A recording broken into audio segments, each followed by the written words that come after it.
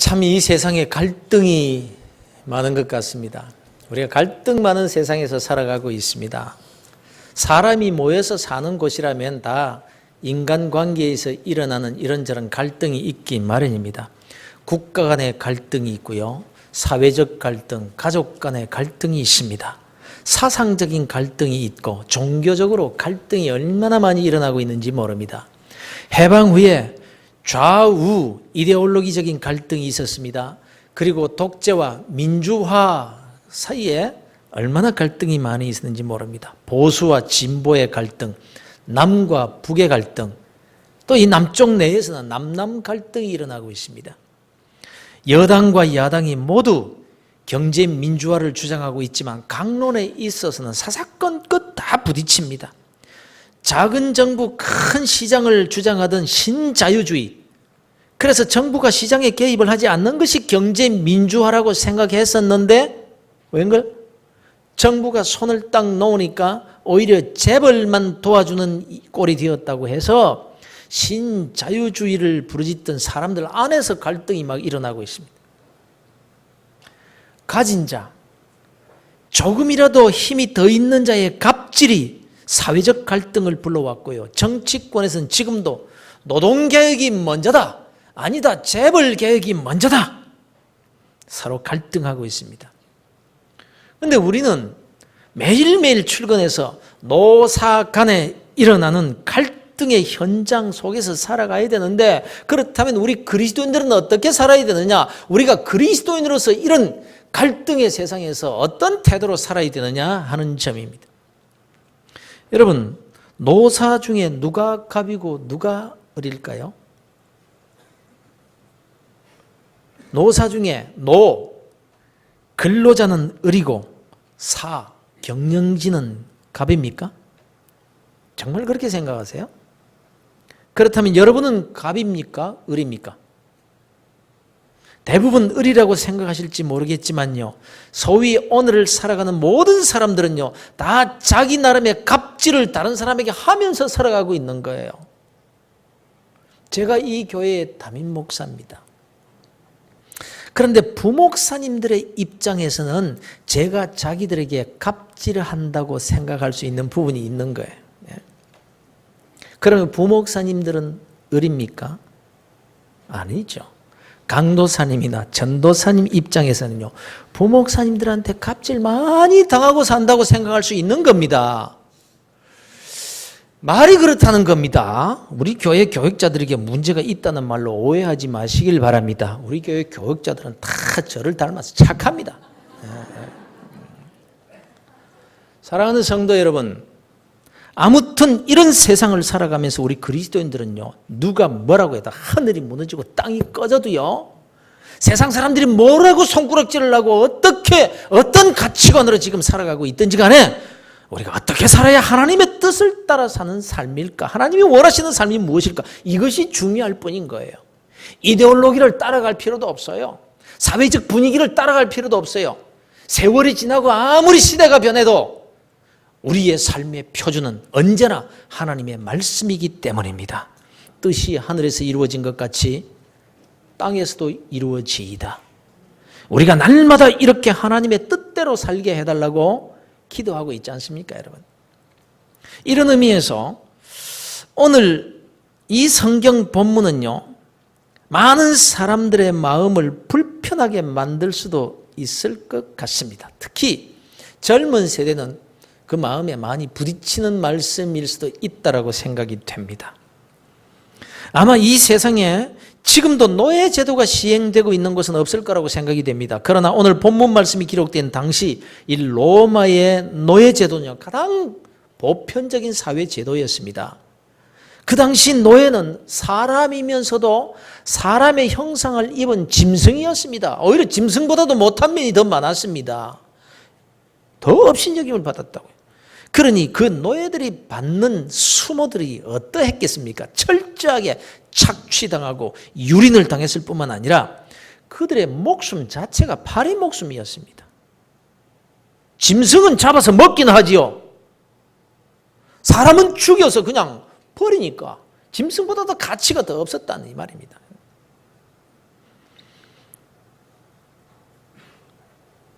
그런데 오늘 본문 말씀에 종들아라고 부르는 이 종이 바로 헬라어 둘로스입니다. 바로 그 노예를 가리키는 말입니다. 종들아, 노예들아, 모든 일에 육신의 상전들에게 순종하라, 이렇게 말씀을 하고 있는 거예요. 이건요, 오늘날 우리가 회사에 나가서 뭐 상사에게, 기업주에게 순종하라, 이런 차원이 아니에요. 사실 회사에 나가서 우리가 봉급을 받으니까 그 회사를 위해서 일해 주는 것은 그냥 좀 못마땅해도 그렇게 열심히 일해 주는 거, 그거 당연한 일 아니겠어요? 그런데 지금 우리가 읽은 이 본문에서 종들이라고 불리우는 이 사람들은요, 오늘날의 근로자들이 아닙니다. 회사원들이 아니라 노예들입니다.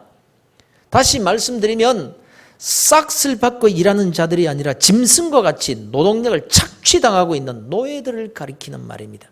그런데 바울 사도가 종들아, 노예들아, 모든 일에 육신의 상전들에게 순종하라, 이렇게 말씀한다는 말입니다. 그것도 적당하게가 아니라 마음과 정성을 다해서 순종해야 한다는 겁니다. 종들아, 모든 일에 육신의 상전들에게 순종하되 사람을 기쁘게 하는 자와 같이 눈가림만 하지 말고 오직 주를 두려워하여 성실한 마음으로 하라.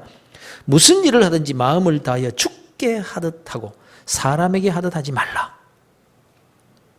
여러분, 어떻게 그 불쌍한 노예들에게 이런 요구를 할 수가 있는 겁니까?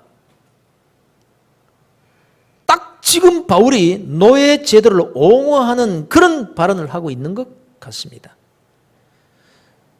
사실 이런 문제들 때문에 기독교는 노예 제도를 옹호하고 기독교는 사편이고 지배자 편이고 기독교는 부르주아적 종교라고 하면서 특히 공산주의 사회주의에서는 철저하게 기독교를 배척하고 있습니다. 그러나 그렇지 않다라는 것을 역사가 증명하고 있지 않습니까? 이 세상에서 노예 제도가 폐지된 이유가 뭡니까? 기독교 때문에 노예 제도가 폐지되었습니다. 아브라함 링컨이 노예 제도를 반대하면서 남북 전쟁을 불사한 이유는요, 그의 신앙 때문이었습니다. 예수를 모르던 노예가 예수를 믿고 보니까 그 삶이 달라집니다. 전에는 기회만 있으면 주인의 눈을 속이고 그저 도망을 치는가 하면 반란과 폭동을 일으키기가 일쑤였습니다. 그런데 노예가 예수를 믿고 나니까 양처럼 순해졌습니다. 적당히 일하던 사람이 성실하게 일을 합니다. 그럼 주인의 입장에서는 노예 부리기가 훨씬 더 쉽지 않습니까? 그렇다면 노예 제도가 뭐 없어지기는커녕 더 성해야 되는 것 아니냐는 말씀입니다. 그런데 이상하게도 그들이 예수를 믿기 시작하자 폭동과 반란을 일으키지도 않는데 고분고분하게 말을 더 잘 듣는데 서서히 노예 제도가 무너져 내리더라는 것입니다. 노예를 부리던 사람들도 신실하게 예수를 믿으면 믿을수록 이건 하나님의 뜻이 아니라는 것을 깨닫기 시작합니다. 그래서 링컨과 같은 사람이 생겨나고 노예제도 폐지를 주장하는 목소리가 거세지는 마침내 노예제도가 이 세상에서 없어져 버리고 말았습니다. 바울 사도가 그 당시 짐승처럼 살아가고 있는 노예들에게 육신의 상전들에게 순종하라. 너희들 주인에게 순종하라고 요구합니다.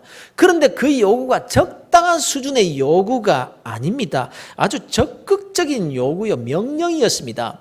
육신의 상전들에게 순종하되 사람을 기쁘게 하는 자와 같이 눈가림만 하지 말고 오직 주를 두려워하여 하나님을 두려워하여 성실한 마음으로 그렇게 해야 된다. 무슨 일을 하든지 마음을 다하여 주께 하듯 하나님께 하듯 하고 사람에게 하듯 하지 말라. 이렇게 말합니다. 그냥 성실하게 일해주라는 정도가 아니라 예수 그리스도 하나님을 두려워하는 태도로 예수 그리스도를 섬기듯이 그렇게 순종하고 섬기라는 것입니다. 여러분, 바울 사도가 노예 제도를 옹호하기 위해서 사편에 서기 위해서 이 본문을 기록한 것이 아니라는 걸 여러분 잘 아시지 않습니까? 오히려 바울이 기록한 이 성경 말씀을 읽다가 은혜 받은 사람들이 노예 해방 운동을 일으켰어요. 우리가 잘 아는 빌레몬서의 내용이 뭡니까? 오네시모라는 노예, 그것도 죄를 지어서 사형을 받게 된 그 노예 오네시모를 형제로 받아주라는 편지입니다. 바울의 사상은 철저하게 인간 평등의 사상이요, 바울의 가르침은 철저하게 사랑의 실천이었습니다. 바울을 가리켜서 이방인의 사도라고 부릅니다. 당시 히브리인들은 이방인을 개로 여겼습니다. 그럼에도 그는 히브리인이면서도 개로 취급받던 이방인의 구원을 위해서 일평생을 바친 사람이었어요. 그들을 위해서 내가 관제로 그냥 기름을 짜서 그냥 부어지듯이 그렇게 부어진다고 해도 나는 상관없다고 한 사람입니다. 그런 바울이 당시 노예들에게 아무 불평도 하지 말고 철저하게 주인에게 순종하며 일하라고 했단 말이에요. 그렇다면 바울이 노예 제도를 옹호하기 위해서 기록한 것이 아니라 다른 뜻이 있지 않겠느냐 하는 점. 그래서 이제 다시 한번 이런 관점을 가지고 본문을 한번 읽어보시겠습니다. 종들아, 모든 일에 육신의 상전들에게 순종하되 사람을 기쁘게 하는 자와 같이 눈가림만 하지 말고 오직 주를 두려워하여 성실한 마음으로 하라. 무슨 일을 하든지 마음을 다하여 주께 하듯 하고 사람에게 하듯 하지 말라. 이는 기업의 상을 주께 받을 줄 아나니 너희는 주 그리스도를 섬기느니라. 불의를 행하는 자는 불의의 보응을 받으리니 주는 사람을 외모로 취하심이 없느니라. 상전들아, 의와 공평을 종들에게 베풀지니 너희에게도 하늘의 상전이 계심을 알지어다. 이렇게 말씀하고 있습니다. 여러분, 이 말씀은요, 오늘을 살아가는 우리 그리스도인들에게 너무나 중요한 말씀임을 꼭 기억하실 수 있기를 바랍니다. 우리 현실의 삶에서 정말 이 하나님의 뜻이 무엇인지를 바로 알고 살아가야 될 필요가 있다는 거예요. 지금 바울이 노예들을 대상으로 말하고 있는 것 같은데 실상은 저와 여러분을 향해서 교훈하고 있는 말씀이라는 사실을 꼭 기억하시길 바랍니다. 우리는 노예들이 아닙니다. 그래서 노예를 향해서 지금 말하고 있는 것 같지만 실상은 하나님께서 지금 저와 여러분에게 하시는 말씀이다, 이 말씀입니다. 그렇게 썩 좋은 예는 아닙니다만 이해를 돕기 위해서 제가 예를 들어보겠습니다. 여자들이 그렇게 싫어한다는 군대 얘기입니다. 제가 군에 처음 입대를 했을 때입니다. 훈련을 받고 예하 부대로 이제 배속이 되었습니다. 그런데 70년대 초잖아요. 70년대 초. 그래 그 당시에는 구타라는 것이 아주 당연시 되었습니다. 그저 맞을 각오를 늘 하고 자기가 배속된 부대로 들어가는 법입니다. 어쩌면 신병 훈련을 마치고 예하 부대에 가서 빠따 맞는 것이 너무 겁이 나서 예하 부대로 가다가 탈영한 그런 사람들 많이 있었습니다. 이제 저희들 몇 명이 배속된 부대를 찾아갔습니다. 저희들이 딱 도망병을 하고 들어가니까 얼마나 고참들이 좋아하든지 너무나 친절하게 맞아주는 거예요. 맞을 각오를 하고 이제 들어갔는데 너무너무 친절하니까 더 불안한 거 있죠. 저녁이 되었습니다. 빠따 치는 역사는 밤에 일어난다. 그걸 잘 알고 있었어요. 아니나 다를까 한밤중에 피곤해 자고 있는데 깨웁니다. 아이고 이제 죽었구나 이렇게 생각하면서 불려나갔는데 웬걸요? 우리가 맞는 것이 아니라 우리보다 한 단계 높은 선임이 엎드려 뻗치를 쫙 하고 있는 거예요. 그리고는 우리를 옆에 딱 세워놓고는 선임이 빠따를 딱 치면서 때리는 숫자를 우리 보고 세라는 겁니다. 목소리가 작으면 더 맞는 거예요. 그러니까 어쨌든 빠따를 치면서 딱 치면 하나, 둘, 셋 이렇게 옆에서 숫자를 세는 우리의 심정이 어떠했겠습니까? 여기 계신 분들은 이해 못할걸요. 그렇게 빠따를 다 치더니 우리 보고는 뭐라고 하는 거니 하느니 야 피곤하겠다 들어가 자라 이런단 말이에요. 그렇게 사흘을 하더라고요. 내가 맞는 게 낫지 선임 맞는 숫자 세는 심정이 어땠을까. 여기 여자분들은 죽었다 깨어나도 이해 못할 겁니다. 그러니 여러분 아무 말 하지도 않는데 눈이 팽글팽글 돌아가는 거예요. 맞은 놈보다 맞지 않은 우리 엉덩이에 불이 더 나는 거예요. 요즘 군대 가는 젊은이들 아이고 참 좋은 세상에서 살고 있는 줄이나 아는지 모르겠습니다. 바울 사도가 왜 그 당시에 노예 제도를 두고 우리에게 이런 말씀을 하시는 걸까요? 요즘은 노예가 없는 세상입니다. 그런데 이 본문으로 교훈 받아야 될 대상이 여기에 누가 있습니까? 이 말씀이 어째서 노예가 아닌 우리에게, 나에게 하시는 말씀이 될 수 있느냐 이 말씀이에요. 이 집사야, 박 집사야, 김 집사야, 너희들이 이렇게 살아야 하느니라, 이게 아니라 내가 노예들에게 이런 것을 요구하고 있다. 노예들에게 이 정도 요구한다면 하물며 너희들은 어떻게 해야 되겠느냐, 이런 교훈으로 우리가 받아야 된다 이 말씀이에요. 노예들은요 싹도 받지 않습니다. 그들만의 자유시간도 없습니다. 밤이건 낮이건 주인이 부르면 가야 되고, 짐승같이 부려도 자기들에게 돌아오는 것은 아무것도 없습니다. 겨우 새끼 밥이 그들의 싹시였습니다. 짐승에게도 주는 그 싹시입니다. 그런 생활을 하면서도 상전에게 불평하지 말고 순종하고 일을 해도 적당히 할 것이 아니라 이것은 주님이 시킨 일이라고 생각하고 지금 주님이 나를 지켜보고 계신다, 이런 태도로 일을 해야 된다는 거예요. 그런데 그렇게 해야 될 이유가 뭐냐면, 그렇게 하면 이는 기업의 상을 주께 받을 줄 아나니 너희는 주 그리스도를 섬기느니라. 너희들이 지금 너희 주인을 위해서 섬기는 것 같지만 아니, 하나님을 위해서 일하는 것이니라. 그래서 하나님으로부터 싹을 받을 것이니라, 이 말씀을 하고, 그들은 상전에게 핍박만 받고 착취만 당했습니다. 그러나 이것이 주님께 하는 일이라고 생각하면서 자기에게 맡겨진 일을 충성스럽게 하면 그 보상, 그 싹은 주인이 주는 게 아니라 하나님께서 주실 것이다, 이렇게 말씀하고 있다는 것입니다. 아니, 그게 어떻게 주님을 위해서 한 일입니까? 그 못된 상전들을 위해서 한 일입니다. 일을 시키고도 싹도 주지 않는 그런 비열한 인간을 위해서 한 일이 어떻게 주를 위해서 한 일이 될 수 있단 말입니까? 그러나 성경은 말씀합니다. 무슨 일이건 간에 아주 불공평한 일이 있다 할지라도 네가 그리스도잖아, 그리스도인이잖아, 너의 상전은 하나님이시잖아, 사람을 보고 일하는 것이 아니라 주님을 보면서 내가 일하리라, 이런 정신으로 일하면 그 사람 주인에게 받지 못한 그 싹을 우리 주님으로부터, 하나님으로부터 받게 될 것이라, 그렇게 말씀을 하고 있다는 것입니다. 사랑하는 성도 여러분, 이 점을 여러분 생각하시길 바랍니다. 노예들이 그렇거든 하물며 우리일까 보냐. 아무런 보상도 받지 못하는 그 비참한 노예들이라고 할지라도 자기에게 주어진 일에 이토록 주를 위해서 일하는 것처럼 그 주인에게 성실하게 그렇게 일해야 된다면 우리는 받을 싹 다 받고 그런 대로 다 받지 못한다고 할지라도 그래도 먹고 살 만큼, 문화생활을 누릴 만큼 그렇게 싹을 받아가면서 일하는 우리들은 어떻게 해야 되겠느냐 하는 말씀이에요. 여러분, 직장 생활하면서 너무 억울하다고 불평하지 마시길 바랍니다. 내가 착취당하고 있다고 너무 한탄하지 마시길 바랍니다. 그 가운데서도 묵묵히 죽게 하듯 일하면 주님께서 대신 계산해서 주시겠다는데 따지고 보면 우리에게 손해될 것 없잖아요.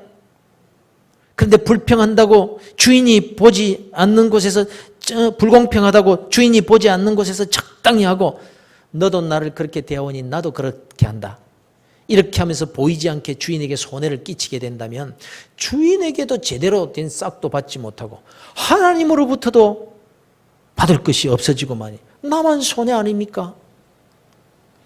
여러분, 눈에 보이는 것만 있는 것이 아닙니다. 보이지 않는 공기로 우리가 살아가고 있는 인생이에요. 눈에 보이는 호랑이에게 물려 죽는 일은 드물어도요, 눈에 보이지 않는 작은 세균이나 암세포 때문에 인간이 죽는다고요. 내 손에 안 잡혔다고 없다고 생각하시면 안 됩니다. 우리 주님이 주시는 풍성한 은혜를 몰라서 그런 거예요. 어느 곳에서나 무슨 일을 하든지 우리 그리스도인들은 죽게 하듯 그렇게 일해야 되는 겁니다. 바울 사도가 불의에 항거하라, 너희들은 자유인이다, 하나님은 인간을 불공평하게 만드신 것이 아니라 똑같이 공평하게 만드셨다, 사람이 어떻게 사람을 짐승처럼 부린단 말이냐, 일어나 항거하라, 이러면서 혁명을 일으키라고 하시지 않았습니다. 그건 하나님이 하실 일이었기 때문에 그렇습니다. 오히려 바울은 내게 맡겨진 일에 아무리 불공평하다 할지라도 죽게 하듯 하라, 그러면 계산은 주님께서 해 주실 것이다, 이렇게 말씀을 하고 있는 것입니다. 그러면 정의는 어디로 간 겁니까? 악한 자들을 보고만 있으면 말입니까? 부도덕하고 근로자를 우습게 보고 갑질을 해다는 그 악한 사주들에게 굽슬거리기만 한다면 이 사회가 어떻게 되겠으며 오늘날 많은 사람들이 부르짖는 경제 정의 실현은 없어지고 마는 것 아니냐. 악덕 기업인들, 나쁜 사주들을 벌을 내리고 정의의 심판을 내려야 이 사회가 제대로 굴러가는 사회가 되지 않겠느냐라는 말씀입니다. 그런데 여러분, 정권이 바뀔 때마다 사회적으로 지탄을 받고 있던 정치인들, 경제사범들, 악덕 기업인들을 감옥에 수많은 사람들을 가두었습니다. 그래서 이 사회의 정의가 실현됩니까? 누가 누구를 감옥에 보낸단 말입니까? 시쳇말로 다 그놈이 그놈들인데.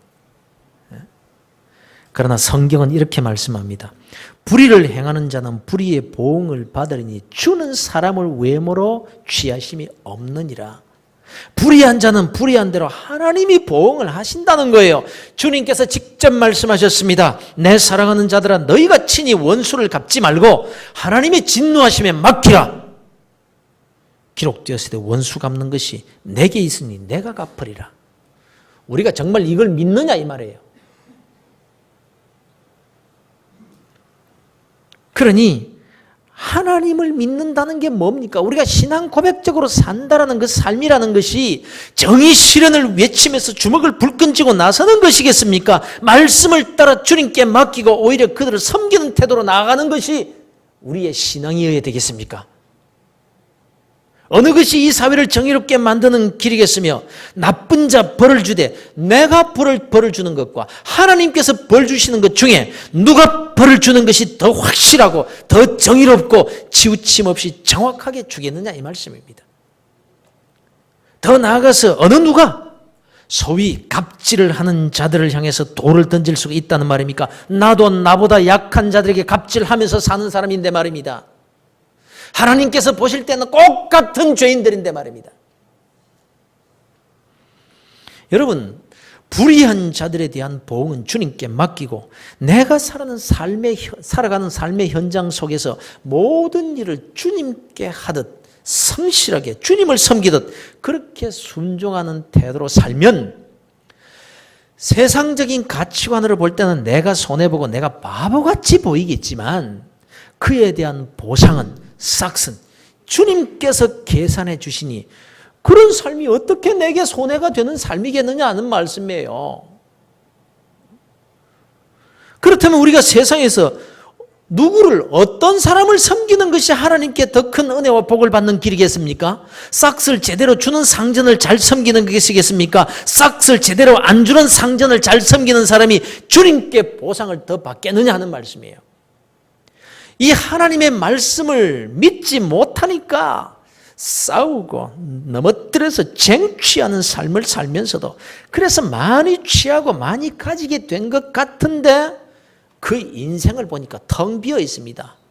가진 것은 많은 것 같은데 부유하지가 못해요. 늘 부족해요. 늘 공허해요. 기쁨도 없고 만족도 없어요. 그래서 더 빼앗으려고 합니다. 더 쟁취하려고만 합니다. 그런데 그 삶이요 비참한 거예요. 손해보지 않는 삶은 같은데 나중에 지나보니까 손해보는 삶만 살고 있어요. 하나님께서 그에게 은혜를 베풀어 주시질 않아요. 더 나아가 성경은 이렇게 말씀합니다. 4장 1절을 보십시오. 상전들아 의와 공평을 종들에게 베풀지니 너희에게도 하늘에 상전이 계심을 알지어다. 노예들이 상전들에게 죽게 하듯 그렇게 주어진 일에 충실해야 함보다도 상전들에게는요 더 무서운 경고의 말씀을 하고 있는 거예요. 너희가 종들에게 한 그대로 내가 너희에게 보응하리라. 상전들 역시 주님 앞에 조금도 빠짐없이 노예들에게 행한 그 모든 일에 대한 보응을 받게 된다라고 말씀하고 있습니다. 무슨 뜻입니까?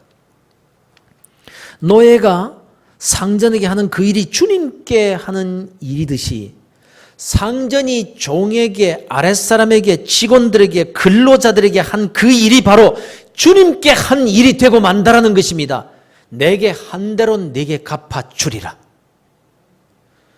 사원에게 한 것 아니에요. 내 아랫사람에게 한 게 아니라는 거예요. 네가 주님을 그렇게 대우했느니라.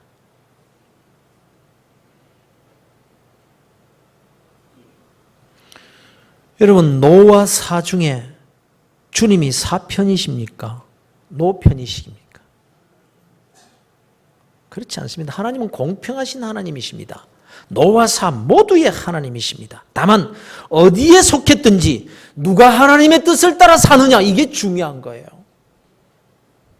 결국 우리 모두는 심은 대로 거두게 되는 것입니다. 이 심은 대로 거둔다는 진리가 얼마나 정확한지는 우리가 주님 앞에 서보면 너무나 처절하게 그렇게 알게 될 것입니다만, 이 땅에서도 심은 대로 거두는 심판은 받게 되고요, 또 많은 부분에서 자녀들에게 넘겨지게 될 것입니다. 사랑하는 성도 여러분, 여러분은 어떤 일에 종사하고 계십니까? 오늘날 많은 그리스도인들이 오해하고 있는 부분이 있습니다. 주의 일, 하나님의 일이 무엇인가에 대한 것입니다. 거룩한 일이 어떤 일을 두고 거룩한 일이라고 하느냐, 이 점입니다. 물론 주님의 몸된 교회에서 받은 직분을 성실히 감당해야 할 것입니다. 이 일은 특별히 하나님께서 선물로 주신 축복의 일이기 때문에 정말 성실함으로, 잘 감사함으로 감당해야 됩니다. 그러나 교회에서 맡겨준 그 일만, 혹은 신앙과 관련된 어떤 일만이 주의 일이요 거룩한 일이라고 생각하면 안 된다, 이 말씀이에요. 어떤 학생이 예수를 믿게 되었습니다. 영적으로 새로운 세계를 접하고 보니까 인생관이 어린 학생인데도 가치관이 달라져 버린 거예요. 그래서 이 학생이 늘 교회에 나와서 여러 가지 봉사를 합니다. 얼마나 착한지, 얼마나 좋은지. 그러나 그것만이 주의 일이라고 생각하면 안 된다는 뜻입니다. 그것만이 상급이 되는 일이라고 생각하면 안 되는 거예요. 학생으로서 열심히 공부하는 일, 이것은 따지고 보면 자기를 위한 일이잖아요. 자기가 잘 되기 위해서 공부 열심히 하는 거예요. 자기를 위해서 공부하지 남을 위해서 하는 것이 아니잖아요. 그래서 이 일은 주의 일이 아니라 이렇게 생각하기가 쉽다는 것입니다. 그러나 우리 모두 기억하고 명심하셔야 됩니다. 노예가 상전을 위해 일하는 그것도 주님의 일이라는 사실입니다. 그 일에 대한 보상을 주님께서 계산해 주시겠다는 것입니다.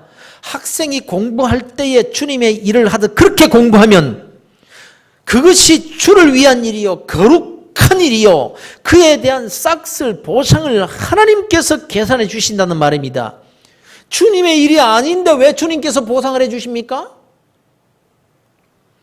학생이 열심히 성실히 공부하는 그것이 바로 주의 일인 것입니다. 그것이 거룩한 일인 거예요. 우리가 어떤 형편에서든지 주님 앞에 성실하게 일하는 그런 사람이 주의 일을 하고 있는 거예요. 거룩한 일을 하고 있는 거예요. 그리스도인에게는 주의 일과 나의 일이 따로 구별되지 않습니다, 여러분. 내 일이 주의 일이요, 평범한 나의 삶이 바로 주님의 일이라는 그 사실을 우리가 기억하고 살아야 된다는 것입니다, 여러분. 그러니 여러분, 이제 여러분 어떻게 사시겠습니까? 내게 주어진 모든 일, 그것이 주의 일인 줄로 생각하고 살아야 할 것입니다.